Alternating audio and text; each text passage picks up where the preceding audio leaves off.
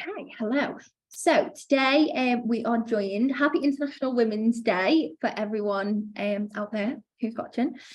Today's session we have called Empower Mentors. This is part of our Empower Her series, which has been happening this week. So it started with my session yesterday, which was all about how to find your power and place in the marketing world. And then we also have today's session as well as two more the rest of this week. And essentially we wanted to create these to just genuinely bring about some talk about International Women's Day from our perspective as girls in marketing. Obviously there is a lot of talk about International Women's Day on the day.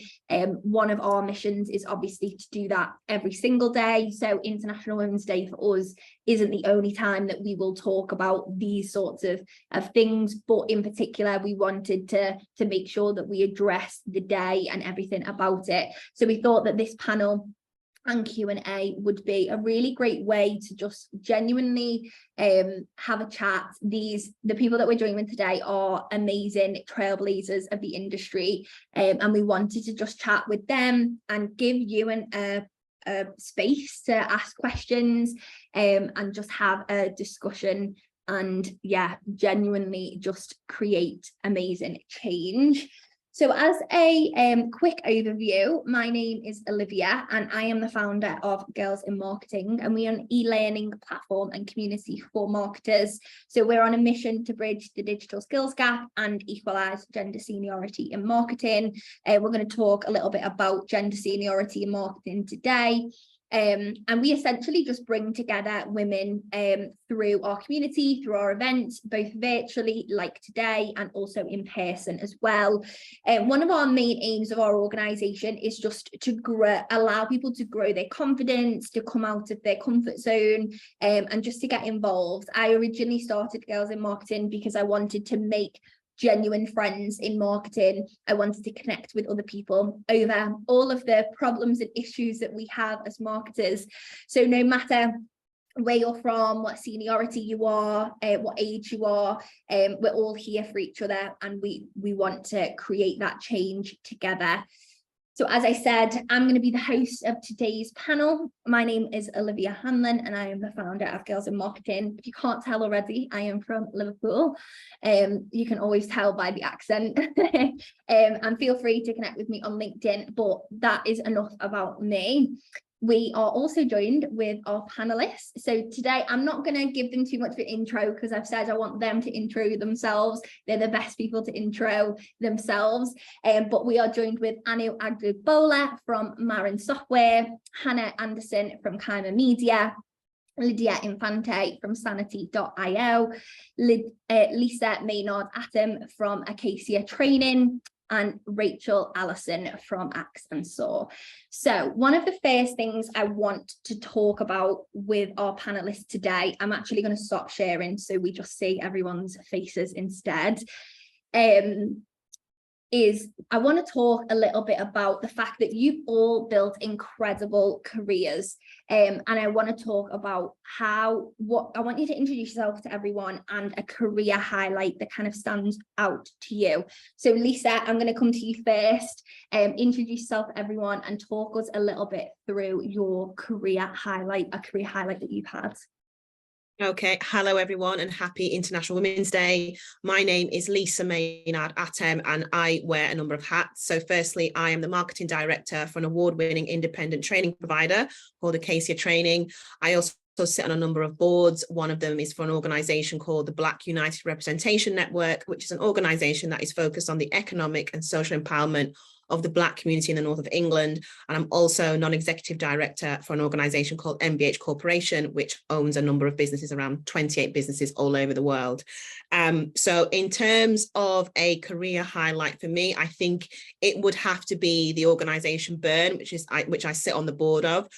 I was one of the people, we were 9 Black business owners who came together to actually set Burn up, which was about 3 weeks before we went into lockdown, which definitely was a challenge for us. But then obviously fast forward to later on in that year, 2020, when there was the murder of George Floyd, our organization really gained a lot of momentum. And I think for me, that's probably my career highlight. Historically, I have worked for some big organizations like Harrods. I headed up their social media for nearly 8 years. But I think for me, it's Burn. That's the real highlight, because I've been part of something for the last 3 years that's really made a massive difference. I'm very passionate about diversity at leadership level. And one of the initiatives we run is called Board Apprentice, where we place Black professionals with a senior management experience on boards, and they shadow those boards for 12 months. And we've put about 25 people through the program, men and women, and over 75% of them have gone on to secure board positions, which for me is fantastic, because I'm very passionate about our leaders reflecting the communities and the wider society that they serve. So I think that's definitely, I would say that's my highlight. Yeah, and I think that's what's so important. I speak to so many people from so many different backgrounds that just want more representation of who they are as a person, and for leaders to be like them. So that's great. Thank you, Lisa, for joining us. And Rachel, I'm going to pass to you next. Hi everyone, I am Rachel Allison. I'm the founder of an agency called Axe and Saw. I have been in the PR and ad marketing space for the last 12 to 13 years, despite my little baby face. And my agency, to kick off, is actually my biggest career highlight, which obviously it should be. Super proud of what we've achieved. And it basically was created out of a frustration that there didn't seem to be a PR agency out there that really genuinely understood, I would say, underrepresented communities, and didn't know how to platform those voices in like really authentic ways. So I'm one of about a handful of other Black female PR agency owners, and there's like 86,000 PR people out there, so there's quite a lot. And I say that my highlight is every time I get to work with a brand or get a brief that really is driven by purpose, and we get to tell stories that really move the dial. So I love that about my career, and I'm really proud of what we've achieved so far. And I suppose as well, like that impact, having an impact on real people and kind of their experiences, and being able to show them that, people want to hear from them or be a part of their story as well is amazing. And I'm going to pass on to Anu now. Thank you, Rachel. Hi, everyone. Thanks for having me here, Olivia. This is a fantastic thing to be doing, especially on International Women's Day. So happy International Women's Day, everyone. I have been doing paid search for about 12, 13 years. So that's my specialty, the paid search, or paid PPC, as we sometimes call it within the marketing advertising sphere. And I've done it for agencies, in-house brands. I now work for a marketing tech company, and I have been lucky and privileged, and also, of course, largely my hard work in getting up onto senior roles and being, among like amazing decision makers within the company. And so, I'm an account director with Marine Software at the moment. And but I have always found there, especially in terms of digital marketing events, I love speaking at them, I love attending them, but I always felt that there was a bit of a disparity in terms of the male-female ratio in terms of those people who are speaking. And I've mentioned it where, I've called some companies out about it, but I think that, they're, on one hand, they're the people who need to fight the system, but they're also people who need to fight it in a way of, what are you doing about it? What platform are you building? Which I feel we've got loads of all the women on this platform. I think that's very important for everyone of us, and that's what we've built. So what I built was this company called PPC Live UK, which is a paid search event, because I was like, there were loads of search engine optimization events, or SEO events as we call them, and I was like, where are the PPC events? And so I started it, and from the get-go, I was like, let there be the male and female speakers in our industry that are talented, that know what they're talking about. So we get that on a regular basis. I'm actually excited that our event this month is going to be an all-female panel, because hey, if we're not going to do it on Women's History Month, when are we going to do that, right? So yeah, I've got 4 brilliant women who are going to speak at the event. So yeah, tangenting into the second question, that is definitely my biggest career highlight, starting this event, PPC Live UK, that really does brilliantly highlight the diverse talent, the diverse PPC talent in the industry. And yeah, it's hard work, but it's been fun so far. I always feel like whenever I listen to you, Anna, you've got so many hats, you do so many things, but it's Too so many things. To be fair, so do a lot of people on this panel today do a lot of different things. So Yeah. it's definitely amazing to come I'm in good company. Yeah. And Hannah, over to you. Yep. Hi, my name is Hannah Anderson. I am the Managing Director at Kaima Media. We are a creator evolution business, so we work with some of the biggest creators in the world, such as J.K. Barry, KSI, Colin Furze, Caitlin and Leah, and we help them kind of evolve their careers in whatever direction makes sense to do so. So our big kind of focus is we help them build their presence on platforms that they don't have time for, so such as Facebook or Snapchat, and then we work with a lot of exclusive talent as well. My background, I co-founded a business called Social Chain back in 2014, which was one of the first kind of social agencies, I think, in the country, and in particular in Manchester. Grew that for 8 years. Pretty much all of my 20s was spent doing that. Now bang on 30 and joined Kaima, and in the past almost 2 years have taken it from a team of 5 to about 55 now, which is really exciting. Oh, and my career highlight, sorry, I forgot. Career highlight, there's so many, but there's one in particular that comes to mind, and it sounds weird even when I say it, but when I was named in the Vogue list of the 25 most influential women in the country, was like just unbelievable. It was like Dua Lipa, Meghan Markle, and then little Hannah Anderson from Washington Village. I was like, this is weird. So yeah, that's probably the big highlight for me, and was kind of the time when I thought, wow, I have actually been recognized for what I'm doing here, and maybe this whole social media career is a real thing. No, that's amazing. Thank you so much for that, Hannah. And Lydia, over to you last. So I am not nearly as impressive as these incredible women that I'm sharing a panel with, but I do try my best. I've been in SEO for nearly a decade. I've been in marketing for 11 years now. I've also worn quite a few different hats in my time. I actually started out my career in marketing and events. I moved to PPC, but I actually arrived into SEO as a sort of a weird result of having started a women's rights magazine back in Spain, which started a little bit of a life as a feminist activist for a bit. And I actually learned that women were searching for information to help them get themselves out of difficult situations or deal with situations that had to do with gender discrimination. And there weren't really many reliable sources out there. So I started building information for them to be able to help themselves and generate awareness around women's issues.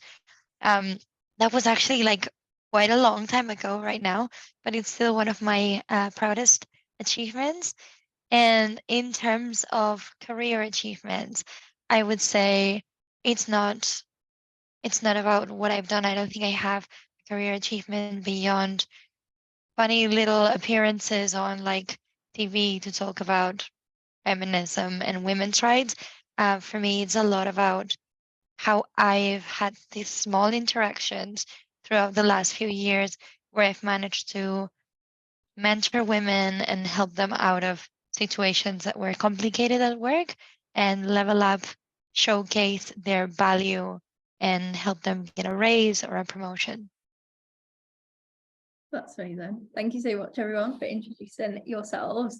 To dive straight in, I want to talk about the fact that You've obviously all had amazing success throughout your career, but for anyone watching, I mean, there'll be a range of different people at different stages of their career, possibly not even in their career right now. But were there any moments, so Anu, I want to go to you first, I can see your face. Were there any moments where you've had to advocate for yourself and your progress to, you know, do extra things in the workplace, so receive promotions or anything like that? Because I think that advocating for yourself is a big thing. What I love is when we're able to advocate for other people, and I do think that as women we easily kind of advocate for other people, but it's quite hard to advocate for ourselves. So yeah, is there been any moment where you've in your career that you've had to kind of advocate for yourself?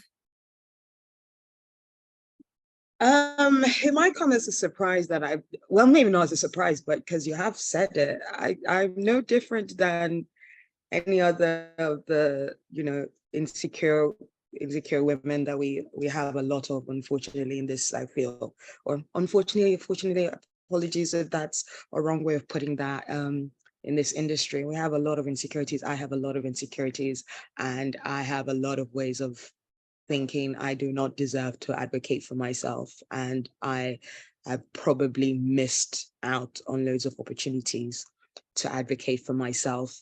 I think I've gotten better at that maybe over the past couple of years, more recently, you know, and even those times have not been easy because I've not necessarily gotten the response I've wanted, you know, and it's always come back with like, well, yeah, no, we're not going to give you that. So how dare you ask for that? And, you know, that can be a little bit of a knock, and that can be a little bit of making you think, oh, why did I shouldn't have done that. That was the wrong thing to do.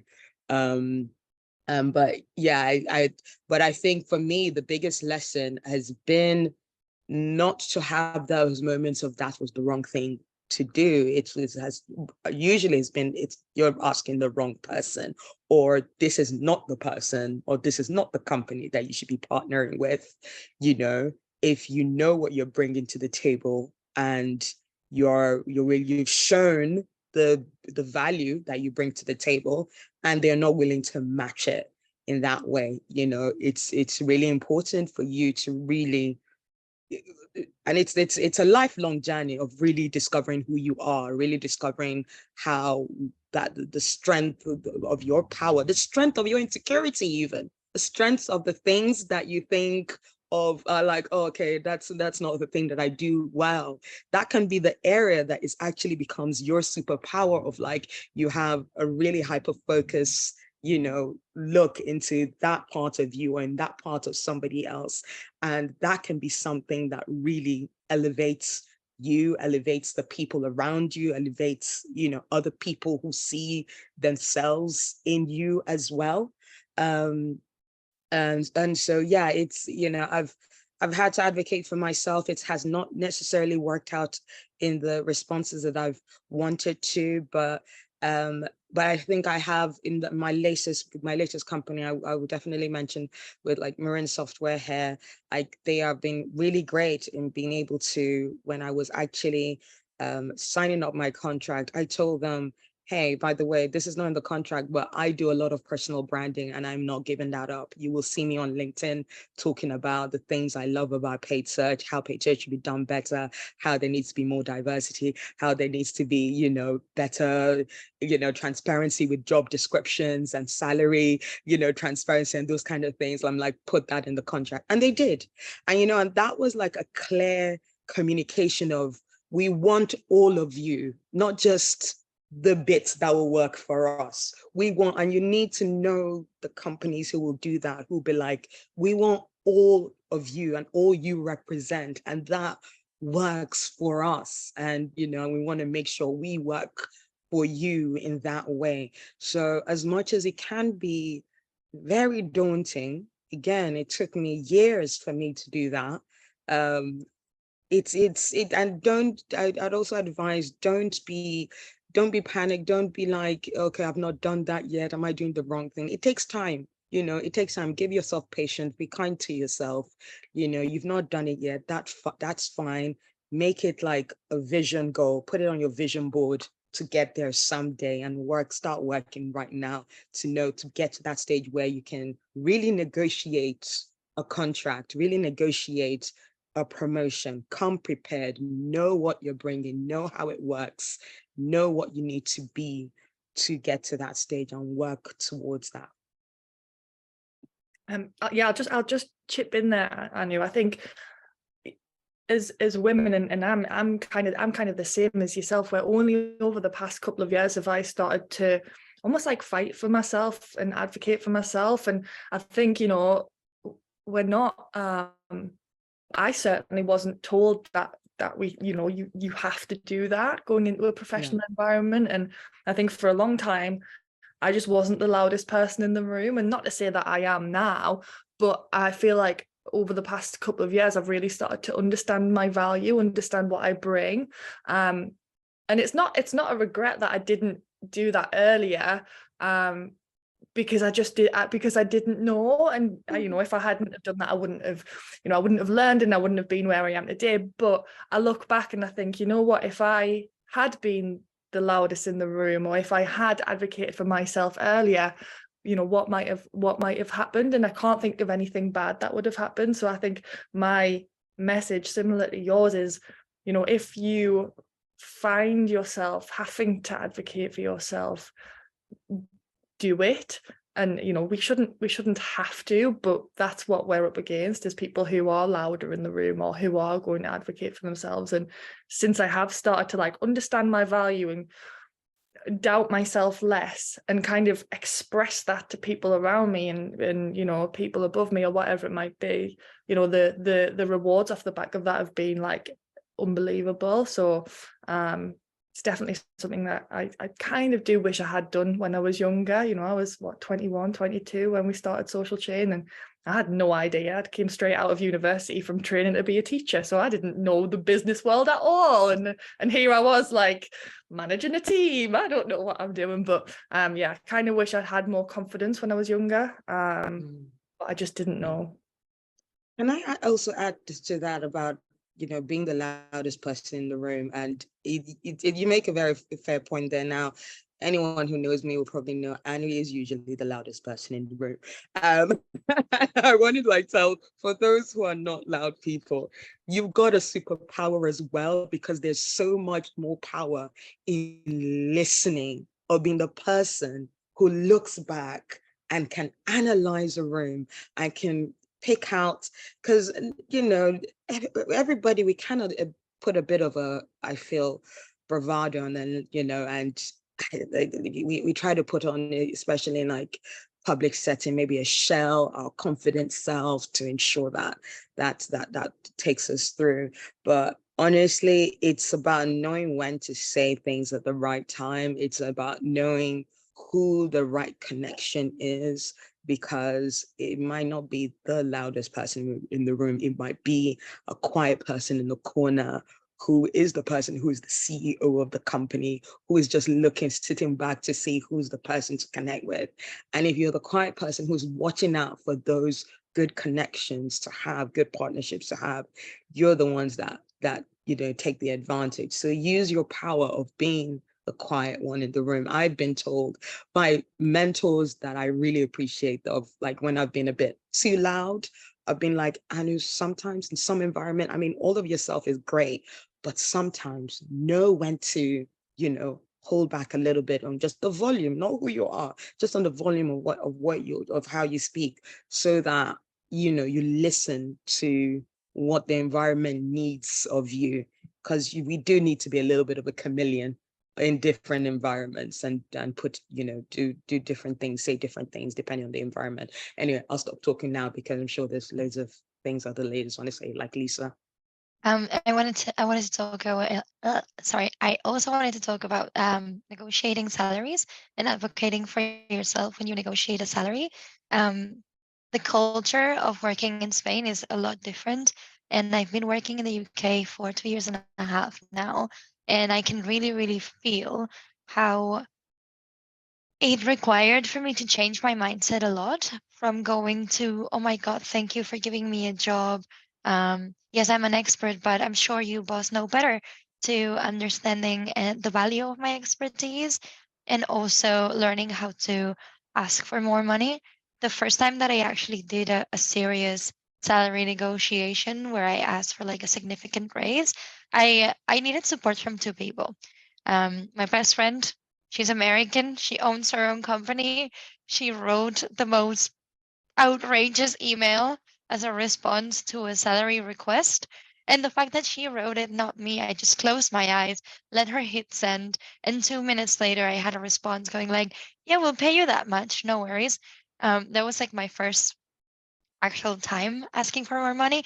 But then I realized that despite my negotiation at that point, I was still being underpaid. So I talked to, well, a white man.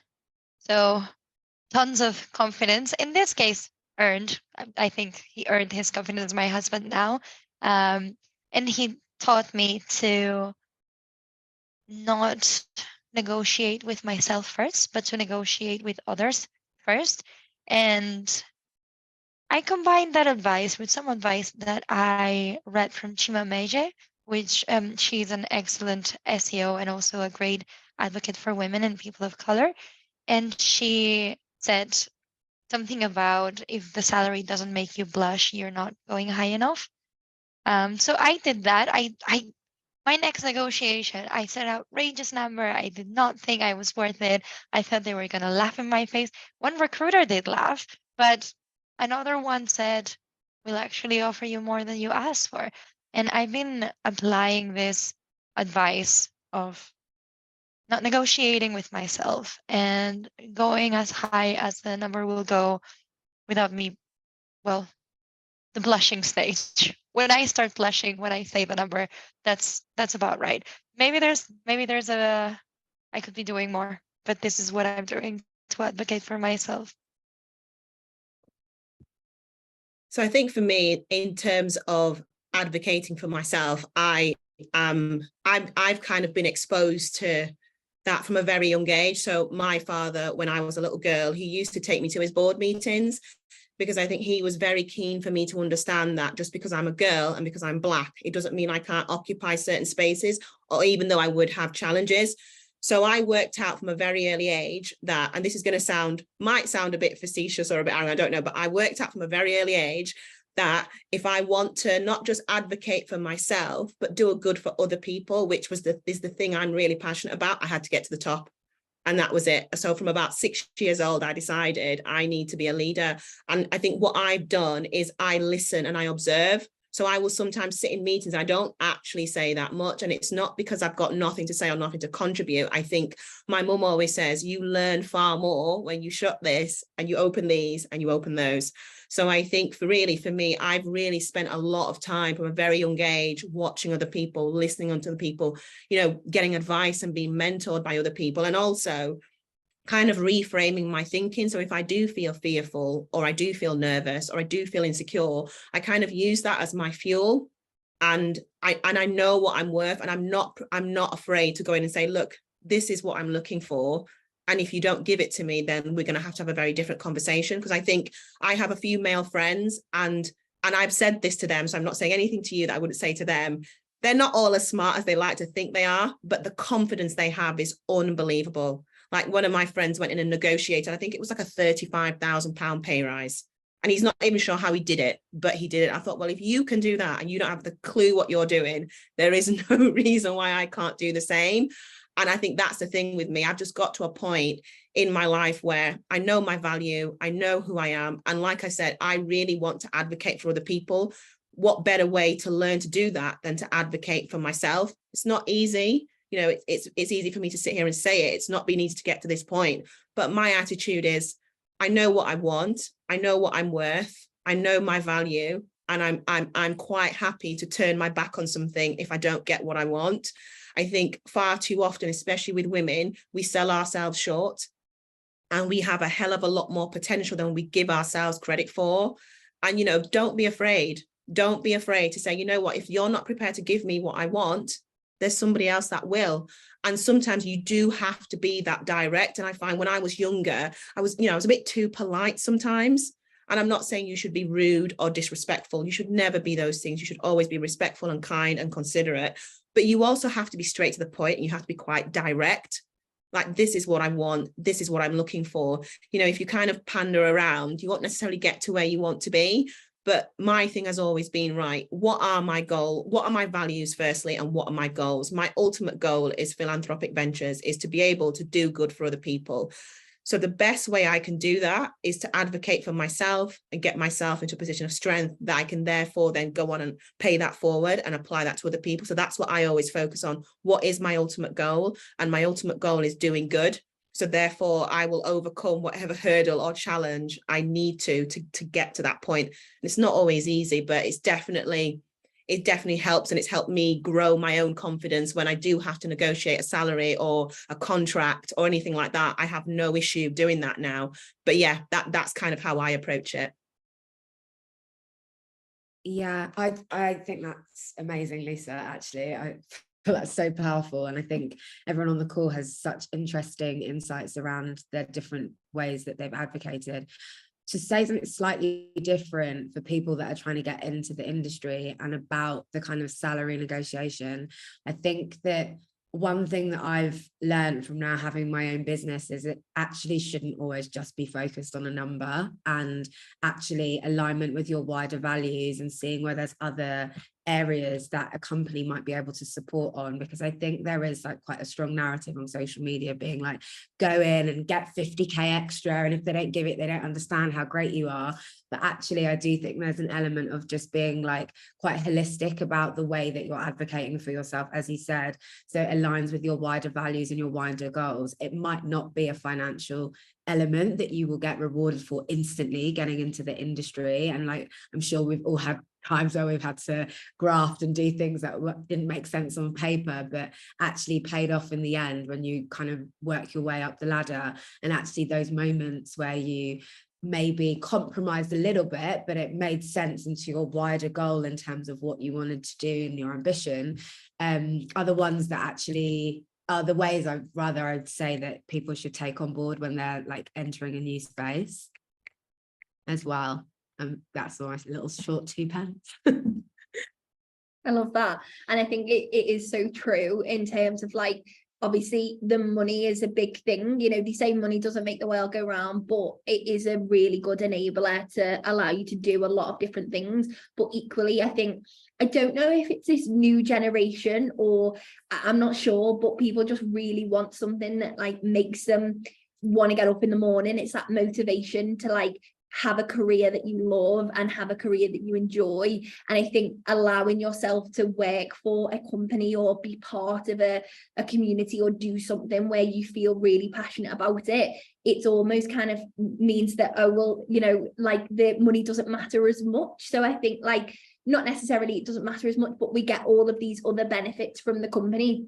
Even, you know, the fact that we're all collectively working towards a certain mission is so like, it's so powerful, I think. And I definitely think that this new generation of young people coming into the workforce, even really young people, like my sister she is 9 and she is like, I know what I want to do, I know what I want to work for, and I think that's just amazing. And as we kind of bring in more of those people into the workforce, empowering those people to really have a job or work for a company where they feel passionate about it is really powerful. Go on, Lydia, I don't want to take the spotlight. That's fine. I feel like maybe the ship has sailed a little bit for this comment, but I wanted to say some of you have mentioned self-awareness work, you know, on yourselves. What do you want? What are your goals? What are your weaknesses? I found that to be incredibly hard for myself and also incredibly valuable. I bet I'm not the only one who's like, oh my God, in the beginning of my career, thinking I know everything, I have no flaws, everything is everybody else's fault, you know. The journey to understanding I don't know everything, I have massive skill gaps that I am still addressing, and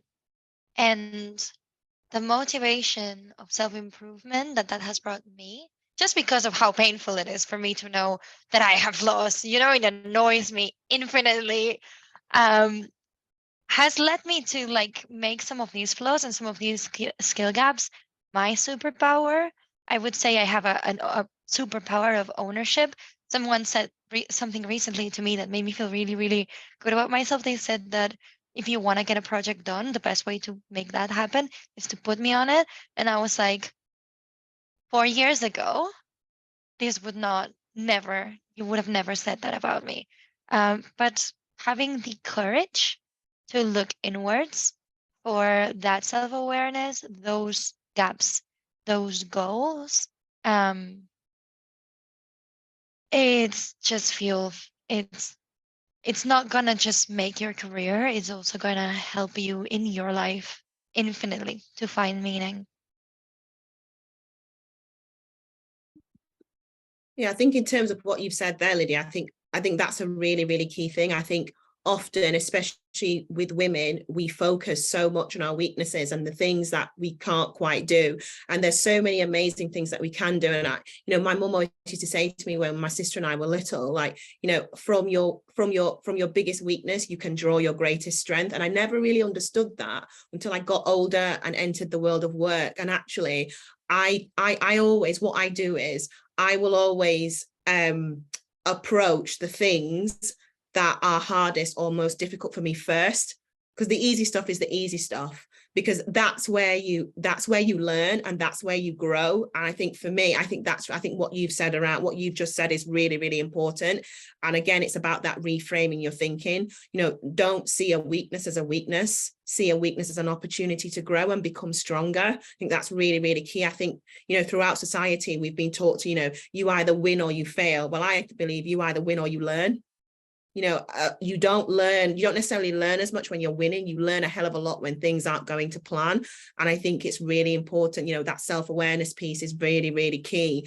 But, when something doesn't go the way you want it to go, don't just immediately jump to the negative. Really take a step back and think, right, okay, whenever I have something go wrong or not the way I planned for it to go, my thing is, what am I learning? What are the lessons here? What are the lessons? What am I learning? And how can I apply that going forward? So it's not to say, bad things happen. Things don't always go the way they should. But I think it's really important when you find yourself in those situations to really look inward and really think, right, okay, what am I learning from this, and how can I take that forward? Because ultimately those are the things that have really built me up and made me stronger. The good stuff is the good stuff. You don't have to worry about that. But actually the real growth and the real development and the real progression is where the difficulty lies. Yeah, absolutely love that, Lisa. And I just wanted to pretty much just enhance on just like what you just said there, because like a phrase that I've started really using for myself is that I am the CEO of my life. I am the CEO of my future. Whether I'm a leader in other areas or not, I have got to be the leader of my life, of my career, of my future. And when an experience doesn't go my way, as they say, insanity is doing the same thing all over again and expecting a different result. If something hasn't gone your way in terms of a previous negotiation, look back and be like, okay, I want the next one to be different. What do I do to make that happen? That is what life should always be about. Don't wallow in the whole, this didn't go my way. It's not a failure. It's a failure if you do not get back up. That's what the failure is. If you do not get back up and be like, how do I, move ahead with this? So whether you don't find yourself to be in a leadership position yet or not, you are the leader of your life. You're the CEO of your life, and you can take control of your life at any stage of life. Even if you're working for someone else, you can control how the progress of your career happens. Yeah, I love that, CEO of your life. I feel like I need to get that like on a sign or something. I think that's amazing. And yeah, on kind of that note as well, obviously we're all talking about like advocating for yourself, and evidently it shouldn't just be people advocating for themselves or people advocating for other people. A lot of the time it's having that conversation to higher up positions. Obviously, if you're in a higher up position, having that kind of responsibility to make sure that your junior or people within your team feel kind of empowered and stuff like that. I think that's really important. But what I wanted to talk about, because I think this is something that I definitely know will get a few of you chatting, not that you aren't already. But I think one of the biggest things that we face as women in the workplace, when we're assertive, it's kind of labelled as being difficult. And I know that this has definitely happened to me in the past, as well as some of you guys. I want to kind of maybe start with Lisa. Can you kind of share any experiences that you've, when this maybe has happened to you and you've had to navigate it and how you've dealt with it? Because I know we're all talking here today about advocating for yourself and, you know, negotiating salaries and that sort of thing, but sometimes that can come across as it's assertive and it's great, but when it's labeled as difficult, how do you navigate those kind of conversations and those situations? I think for me, being completely obviously honest and transparent, I kind of tackle those things head on. I'm not an aggressive person. I'm not, you know, I'm a woman who has an opinion. I'm not afraid to share it. I'm not afraid to say what I think. And I've had but I've had quite a few instances where, you know, somebody has said, oh, you know, Lisa's a bit, and I'm like, hold on a second. If I was a man, you wouldn't be saying that. So, you know, what is the issue here? And I think as well, and again, this might sound a bit pig-headed, you've really got to not care what people think. You know, I know who I am. I know who Lisa Maynard Atem is. I'm a person who is, very opinionated, but I'm very respectful. I'm very considerate of other people. You know, I know me. I know I'm not that kind of person. If people want to make an assumption about me on the basis that I'm not afraid to speak my opinion and speak my mind, that's about them. Because you've got to remember as well, a lot of the time, this is about projection. The way people treat you is not always about you. It's about them. So, and again, you know, I can say this with the benefit of being in the world of work and around for a number of years, but you've got to really work hard to get to a place where you just don't care what people think. As long as you're you know, I always think everything for me stems from my values. It's like, why am I doing this? Is this aligned with my values? And as long as I am doing things for the right reasons and in the right way, and I'm treating people in the way that I myself would want to be treated, that's good enough for me. If people want to assume things about me, then that's their business. That isn't mine. I'm just going to keep going in the direction that I'm going in. And to be honest, stuff what anybody else thinks. That's my attitude. I love that. Does anyone else have any way that they've kind of navigated these situations before? I think to chip in, I think again, like I definitely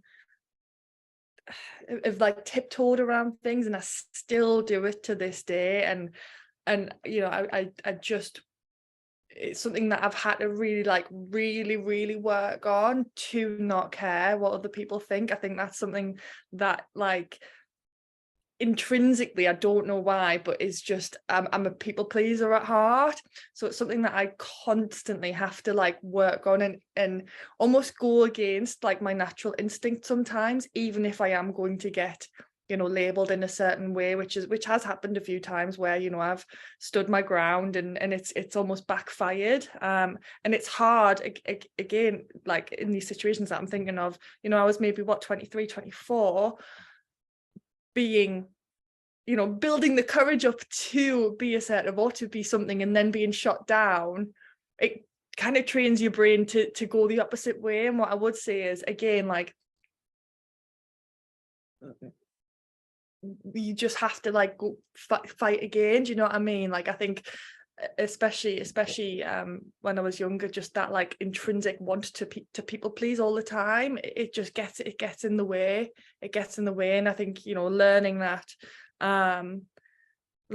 you're not going to be everyone's friend, and like accepting that is a really difficult thing to do. But once you do it, like, everything else kind of opens up for you. Doors open up for you when you realize, you know, I can't please everyone.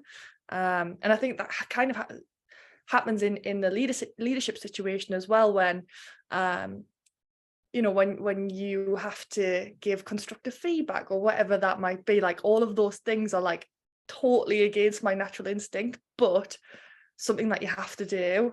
And when you do them, the rewards are endless. You know, giving constructive feedback feels crap at the time, and you know, you hate hurting someone's feelings, but when they come back in next week and they're doing a 10 times better job, good times. I feel like I went off on loads of different tangents there, but hopefully it was kind of linked.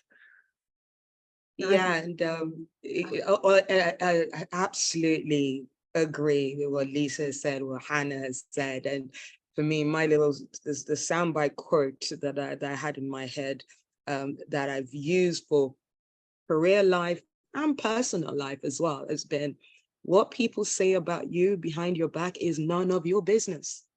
You know, it's none of your business. You know what you're doing and what your why is, your reason for being there, and you're treating people with respect and kindness. You know, keep going. For me, I also use a lot of like my faith. I was brought up in the family, you know, of Christians. And so for me, I use that of like, I know why I'm here. I know that there's a higher power who wants me to be here. The narrative isn't that it's going to be easy. The narrative isn't that it's going to be smooth sailing because I'm supposed to be here. That means that all the doors will open and everyone will like me. No, the narrative is it will be challenging, but you're supposed to be here and you will succeed at the end of the day. Success comes after challenges. We don't really talk about that. Every successful person has had loads of people who have not liked them, who have been trolls to them, who has said some loads of negative things behind their back, who has tried to undermine them, who has tried to, you know, just plant lies about them. You know, it has happened to every single successful person that you'll see out there. So why not you? And so I feel like you, as long as you know what your purpose is, what your why is, and you just stop trying to be friends with everybody, as Hannah said. I mean, Jesus, how much of a mental health you know, mental space do we have to be friends with more than really 5 people? I'd say even 5 can be a lot sometimes. Stop trying to be friends with everybody, you know, be nice to everybody. People have 5 but, friends. you know, I have maybe like 2 being on 10. exactly. So yeah, focus on what's important, pretty much. I was just going to say to Hannah's point earlier about kind of working your way up in the industry and then like what it's like as a leader. I definitely feel like when you work your way up, you're kind of taught to be silent a little bit. You know, you want to respect your elders as you kind of are learning on the job. And actually, I think I can definitely speak from my own experience that there's this lack of directness that's fostered in the industry because you're in an industry where it's quite a service-based space.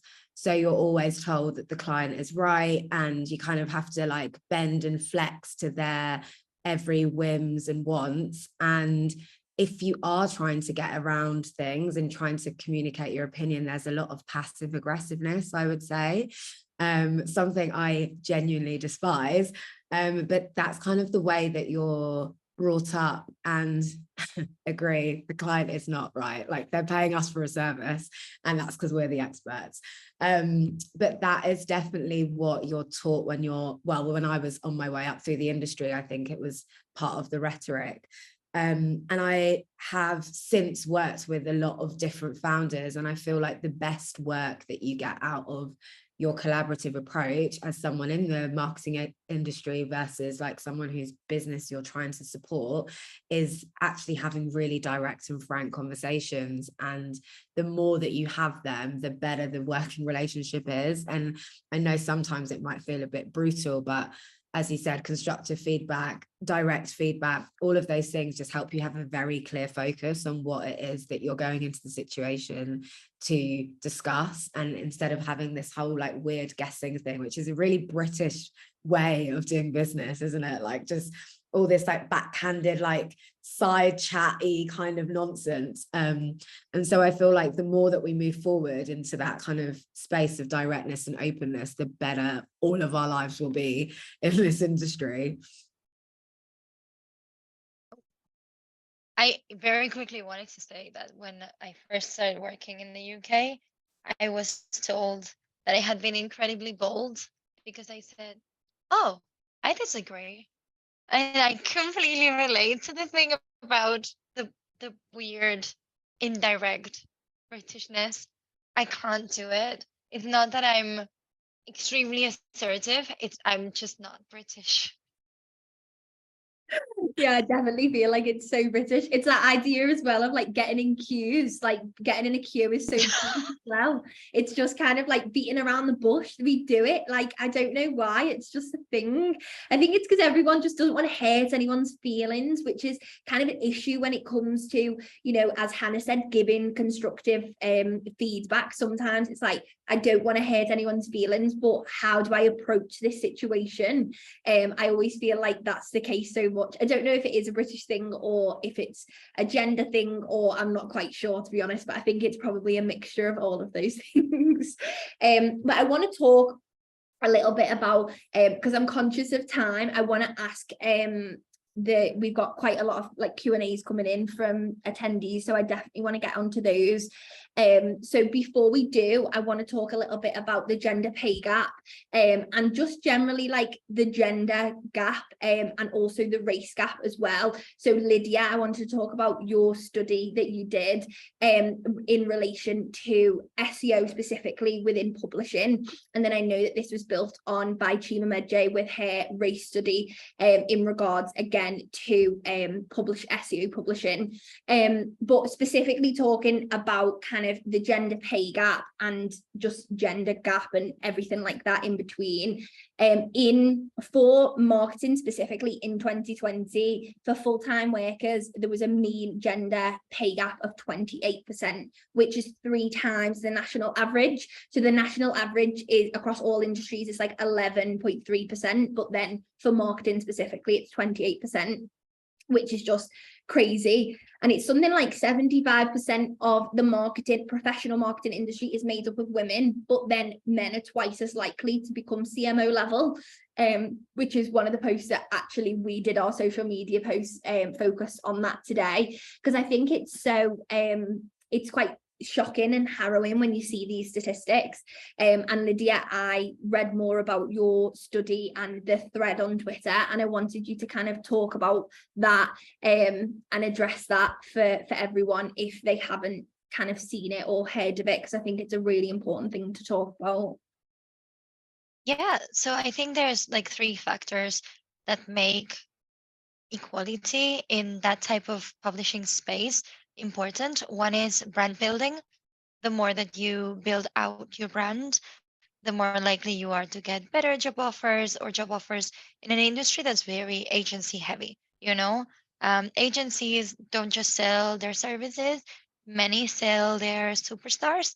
You know, like you'll hire this SEO superstar, this PPC superstar, and offer them as a value proposition to your client. So being able to become that superstar comes through personal branding and authority building, which is why it's not a petty minor thing that women are underrepresented in this type of publications that help you build your authority and build your brand. There are many factors to it. So there is a very typical response that's used to respond to this study, but it's also used to respond to gender wage gap or the glass ceiling and sticky floor phenomenon, which is, do you want the best person for the job or do you want a woman? And I am asking you, do you want the best person for the job or do you want a man? Because there is no proof that women are worse at the job. I did dive into some quality data into my study as well. There is just an underlying bias towards men, right? Which is, it's nobody's fault. Like, I'm not trying to get anybody to feel defensive. It's a collective cultural phenomenon, but we need to acknowledge that there is a bias towards men. Then there's there's so many. There's like a gazillion psychological and social factors that generate this sticky floor and this glass ceiling. And among them, how we raise women to be more people pleasing and to suppress their rage, how we raise men to take up more space and therefore feel more confident asking for these jobs. There's been also studies around how women won't apply for a job unless they meet every single requirement, but men will apply for the same job even if they don't. And on the other hand, right, like that is the individual onus, and this is something that we can affect ourselves with self-awareness and working on our own empowerment. But then there's the counter bias of the person who's reading those CVs, right? There is a study with STEM CVs, so CVs of people looking for jobs in science and technology fields, that showed that the same CV got more interviews with a man's name than a woman's name. The same CV was perceived as more authoritative with a man's name than a woman's name. The same CV got an estimated pay range that was higher with a man's name than a woman's name. Now, do we send all of these hiring managers onto diversity training? Well, studies show that this backfires because they don't want to go to these diversity trainings, and there's another psychological effect called reactance that makes them go in the opposite direction of where you're trying to persuade them once they feel that they are being persuaded. There's a ton of layers, psychological layers, everything's like extremely studied to why there are these gaps. But this goes so far as to, there was a study done on pregnant women that would assess how strong the kicks of their babies inside their wombs are based on whether they're told they're male or female, and they would perceive male babies' kicks as stronger. It just goes absolutely way too deep, and Yeah. I'm sorry that I took you down this rabbit hole. No, I think that's it, isn't it? Like, I think within, it's that whole unconscious bias. Obviously, that was the theme of last year, and then this year it's kind of like embrace equity. But it's that unconscious bias, and I think it does come back down to psychology. Maybe mine and your psychology backgrounds, Lydia, coming out today. But I think it comes back to, as well, like acknowledging privilege of whatever sense, when you are a hiring manager or you are in charge of those kind of hiring decisions within your company. And just acknowledging, you know, when you are dealing maybe with CVs or you are dealing with candidates, kind of understanding the level of what you're doing and kind of the decisions that you're making within that. And then from a kind of seniority point of view, also when you're offering salaries, making sure that, you know, there's no, the fact is this person is great at their job and they deserve this certain salary, rather than like, oh yeah, we can get away with it, that we won't pay them as much because they've only asked, you know, this amount, they only asked for this amount or something like that. And I want to ask kind of everyone else collectively about, what do you kind of believe can be done to kind of close this gap that we've seen? Anyone want to take it? Cool. I think there's several things to be done. I think a lot of the onus is on leaders, obviously not only female leaders but on male leaders. I think the first step is addressing that it happens, and I know that that's something that we've definitely done in our group. So just for context, Kaima sits in a group, and there's a group CEO who happens to be a male, but he's absolutely fantastic. And I think to a woman who reports into him, for him to even just say, look, I accept that this happens and it's happening, what can we do about it? Like, that's such a, it's such a positive step, and it kind of makes me and women within the business feel like, okay, like they've accepted it and we're doing something about it.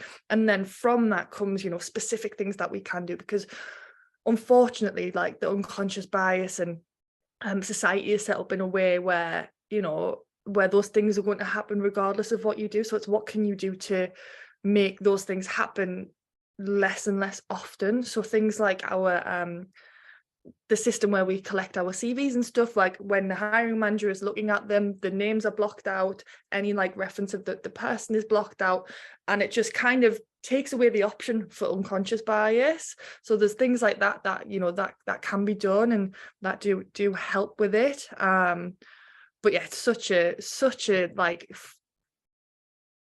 massive issue, and Lydia, like what you were saying there just goes to show how ingrained it is in everything we do. And I feel like like I said, the responsibility is on us as leaders, is on male leaders as well, but is on everyone to continue this conversation and discourse. And even having this conversation just kind of starts to peel layers off of this like bias. And I think we are heading in the right direction. If you look at the past, even 30-40 years, like the direction that we're heading in is positive, but there's obviously a lot more societal things that need to happen and need to change before everything is fully equal.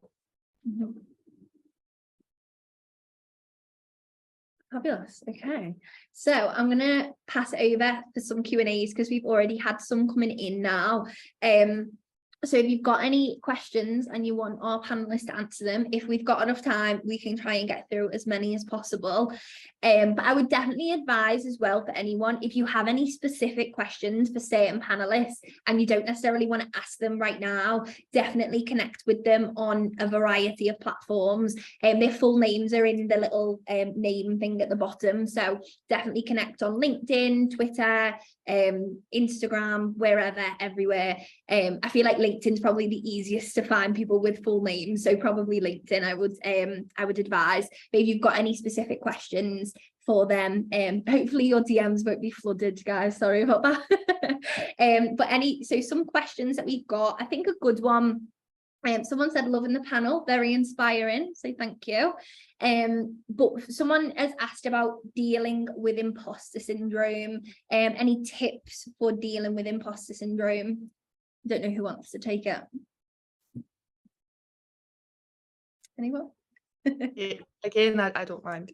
Or Rachel, did you put? No, I was actually just going to say I personally hate the term imposter syndrome. I think it's just become like one of those catchphrases, hide all, and especially around women in the industry. Like, women are always said to have imposter syndrome, and actually I feel like it's part of a rhetoric to like remove power from being a woman in business. To be honest, I think everybody doubts themselves, everyone has insecurities, but this like imposter syndrome phenomenon that we seem to like as a society just take hold of, and it's particularly for women always want to like talk about.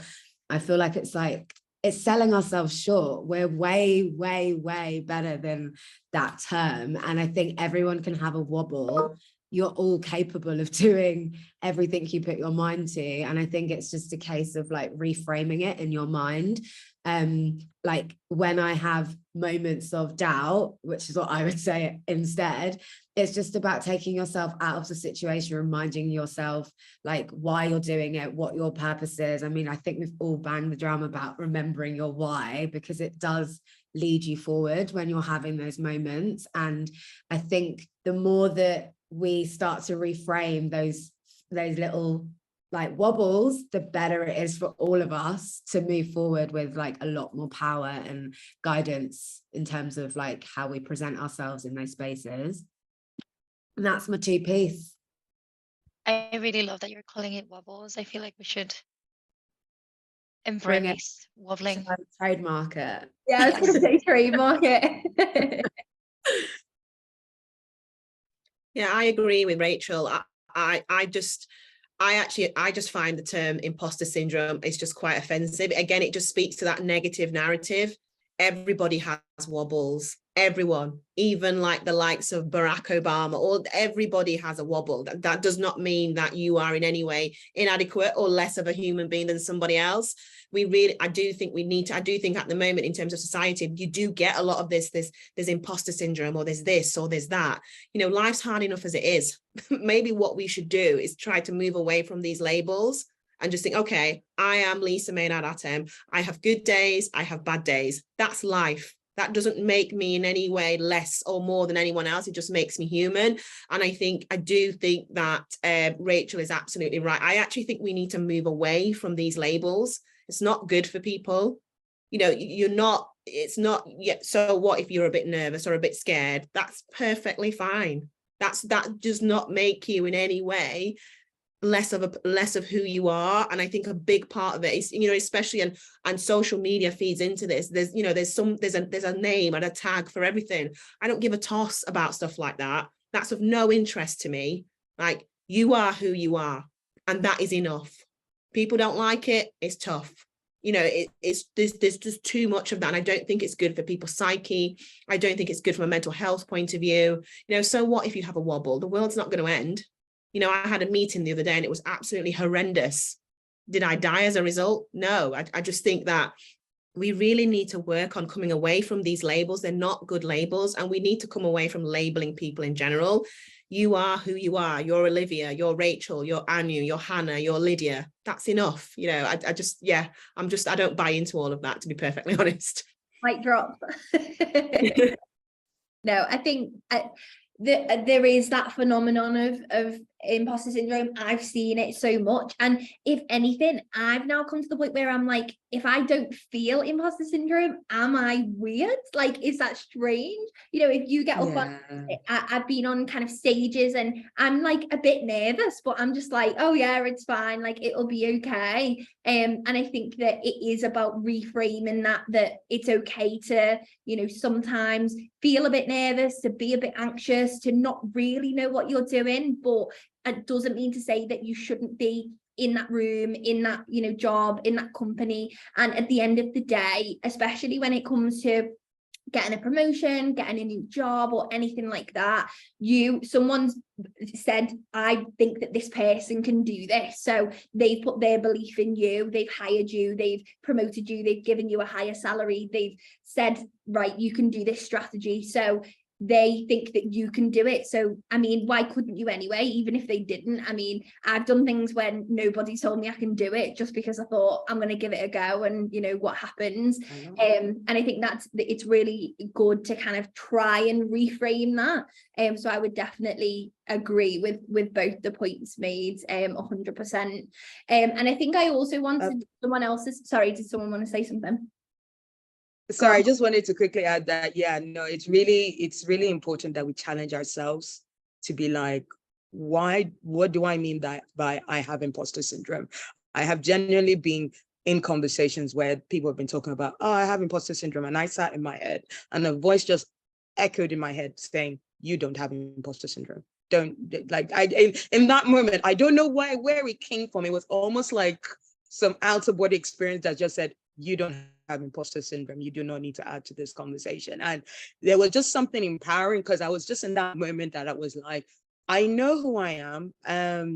Again, one thing that possibly people mention, and probably everybody on this panel does, it's like your positivity folder. Every positive feedback you've received, every well done, every, you know, thank you for doing that, we couldn't have done that without you. Collate it in one folder, whether it's physical printout or it's in a folder on your laptop. And I go to it on a regular basis. So I'm like, how can imposter syndrome and all this positive feedback live in the same field? They can't. They really can't. So it's really important that we don't just sit in, I have imposter syndrome, but we sit into why should I have imposter syndrome? That's really how we should really try to divert that. Why should I have imposter syndrome when I have all this, you know, like what you call it, the, you know, proof. It's like the proof of my success, proof of my progress, proof of my value. So how can I have imposter syndrome where there's proof of my value in the same space? So yeah, I challenge all of us, anyone listening, of like, why should you have imposter syndrome when there's proof in your value? Yeah, I love that. So then talking a little bit about, there's a few questions here around kind of having managers that maybe don't understand them or aren't supportive of them and stuff like that. So one question is, how can I speak to my manager about the fact that I don't think that they're supportive of me as a woman? I don't know who wants to take this one. Go on. I read the question. Is this the one where they say they don't have HR, right? Well, there's quite a few different ones, but generally, okay. Yeah. That is incredibly hard, and it's about 80% chance that it's not gonna go well. We can be very reactive to being told that we have lost, that we have biases, and if you think your manager is biased against you because of your gender or other aspects of your identity, there should be policies in place to protect you, but they are not always going to be the friendliest to the employee. So I think you need to tread very carefully with how you want to approach that. I would encourage you to reach out to other people in your teams or similar teams that might be having a similar experience. Maybe you've not heard this from others because you're not listening to the people who are having these experiences or in those meetings, in those conversations, but try to find if other people are having the same experience. Try to figure out if you want to keep the job that you have or you'd rather look for something different. This is still quite a job seekers market, and it's sad, but it is practical. If you decide that your job matters more than this manager that is being discriminatory towards you, try to come up and record specific examples where you think this discrimination has been shown. Consider if other people would want to raise it, not formally, to HR to get some insight on what the next steps might look like for you. But it is incredibly tricky. Mm-hmm. Does anyone else have any advice for kind of speaking to a manager that isn't supportive? Maybe of them in a general way. There's a few of being a woman, but equally there is one of the fact that, you know, they're autistic as well. So is there any advice anyone else would give for someone who is maybe dealing with a manager that's not supportive? I mean, they do generally say that people leave managers and not companies, which is, you know, definitely the case sometimes. So, and I think it's good to chat with a manager, but you might not always have a good rapport with people, or your manager doesn't always have a good rapport with their team. So how do you kind of combat that and make sure that you can speak to them, or you kind of start a conversation? So I would say, like, from the beginning, and as we and even touching on something that we said earlier on, you're not going to work to make a whole bunch of friends. But one thing that is actually really important, I think, is to find a senior advocate, someone that is not your manager. Like, so from the beginning, get into the good graces or try to make friends with someone who's quite senior, who's got quite a bit of influence, quite a bit of power, and just, you know, just have them. And you can have them as a friend, you can have them as a mentor. This is the whole talking about, you know, this is what we're talking about, mentoring, you know, like that is where mentoring is very powerful, because you want, and I think someone has said that, you know, like someone told me before that it's really important that in the boardroom, behind closed doors, where the higher ups are speaking, you need someone in there who's speaking for you, who is like, Anu is great. Make sure we're doing everything to keep Anu. Anu is not happy about this. We've got to fix this because someone else is going to approach her.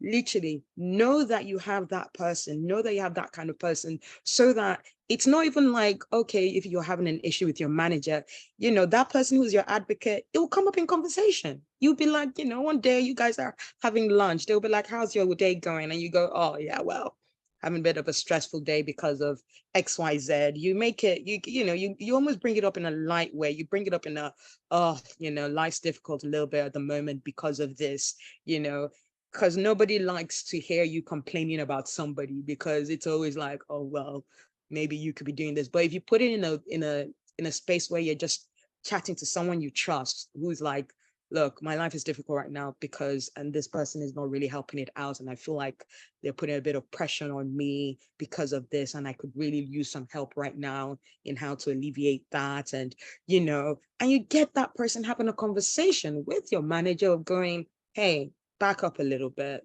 this person, we need this person at the company. We need this person to be happy here.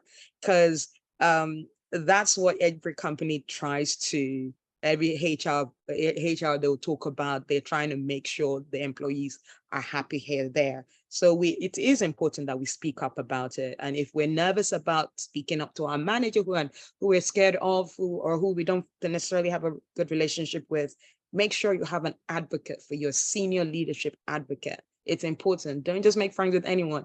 Make friends with a senior leadership advocate who will back you up, who will hear you out, who will speak for you behind the closed doors of the important conversations.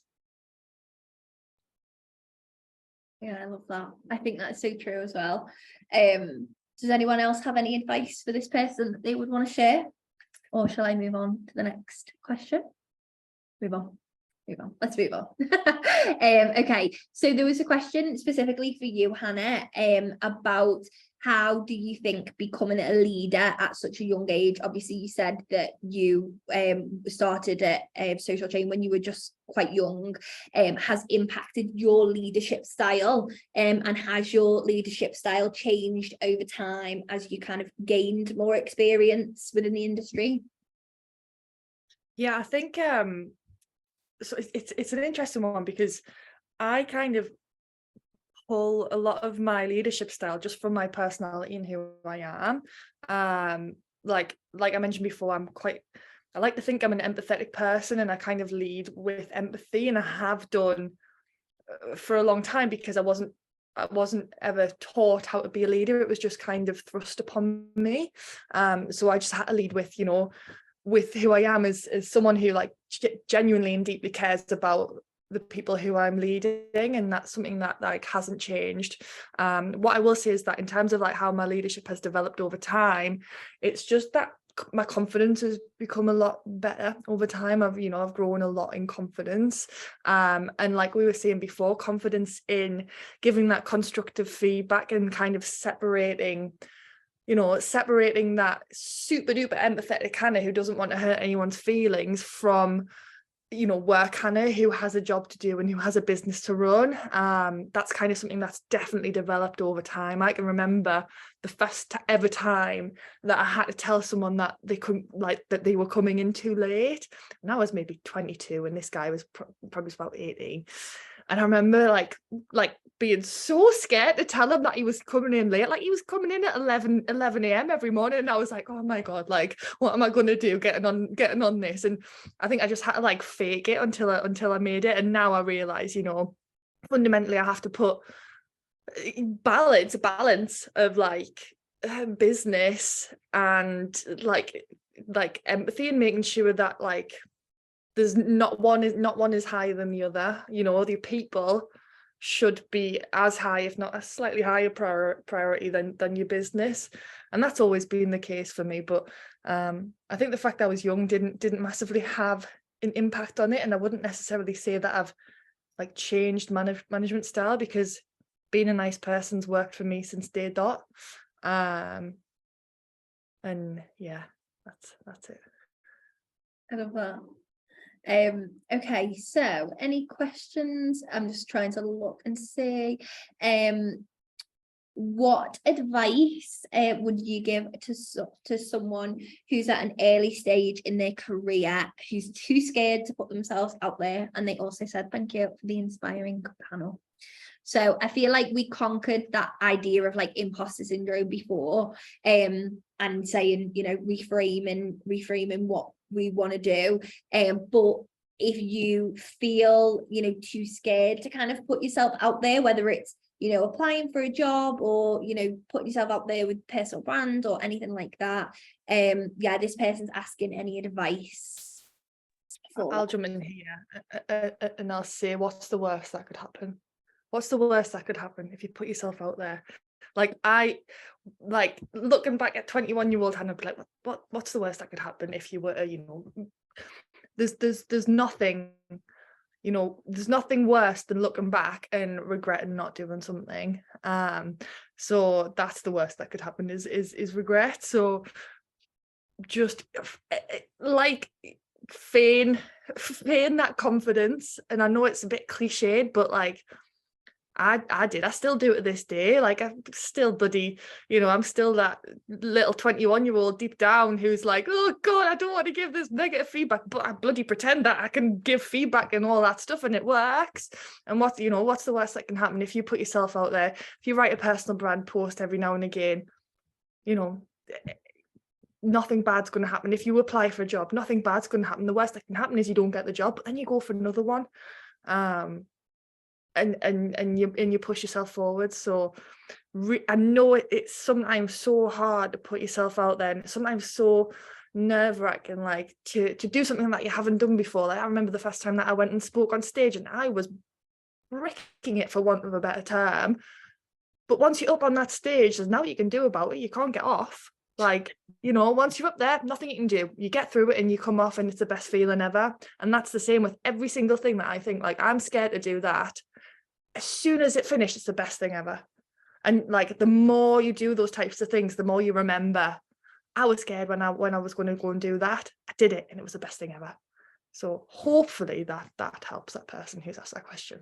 I couldn't agree more with that. Like, and also I think there's 21-year-old me wasn't confident in her voice, and didn't realize that your own uniqueness is actually worthwhile sharing. I think that's another thing. I think when you're starting out in your career, you question everything about yourself, don't you? You're like trying to fit in, you're trying to be liked, all of the things. You're like the most that you will ever question yourself, really. And actually, there's like, hearing from any age is always interesting. Hearing from any background is always interesting. Like, there's so much power in storytelling and different perspectives. And I think that if I spoke to myself when I was nervous, and even now, like, I post quite a bit on LinkedIn, and everyone's like, how do you do it? Like, I just don't give a beep. And so I just say exactly what I say, in my opinion and my thought. If people like it, they do. If they don't, I don't actually care.